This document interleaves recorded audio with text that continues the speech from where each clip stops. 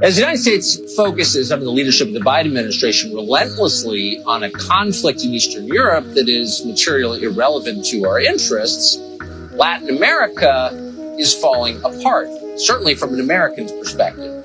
Chile is now in rapid decline and anti-American.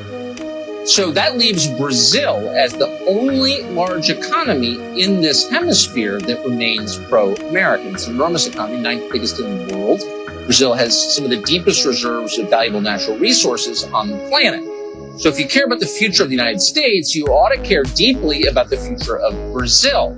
And you should certainly be aware of China's strong and ongoing effort to turn Brazil into a Chinese colony.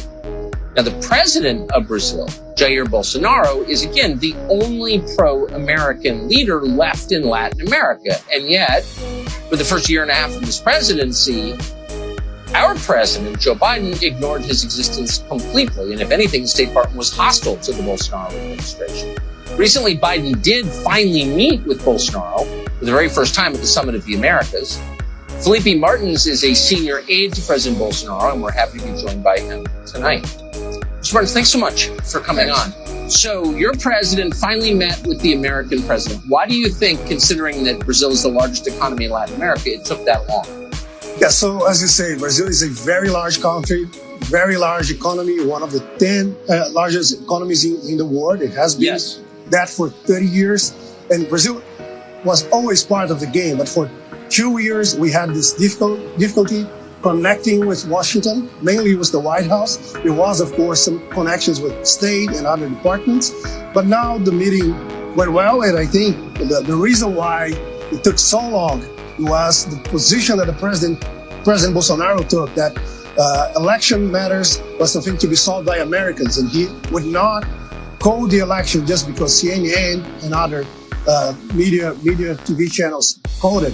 So he waited, and once it was over, he then recognized the victory, congratulated Biden, but he took a while. He said, let Americans solve it, and then I'll jump in. He didn't want to interfere, was just respecting American sovereignty. The United States, by contrast, has a decades-long history of interfering in other countries' elections. It has tried to do it in Hungary. Of course, they rigged the election in Ukraine in 2014.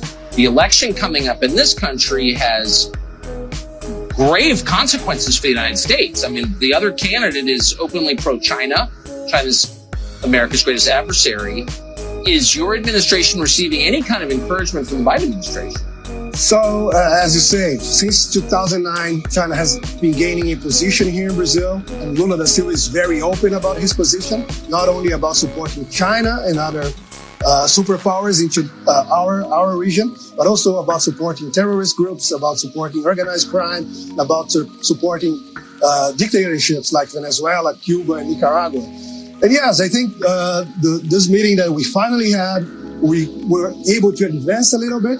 As you say, it was a long time coming. It took a while, but finally, when the President Bolsonaro was able to sit with President Biden, he was able to remember who Lula da Silva is, the amount of corruption, the amount of scandals that we had here in Brazil. Those guys were responsible for more than 8 trillion reais of corruption scandals. That's something like $2 trillion in corruption only during his government.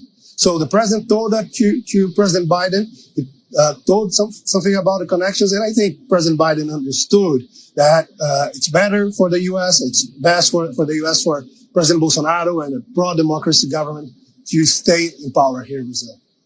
Interesting. And Lula, who's running again, went to prison for that. He went to prison, yes. Corruption. Right. Yes. Mr. Martins, I appreciate your talking to us. We'll be seeing you again soon in Brasilia. Really appreciate it.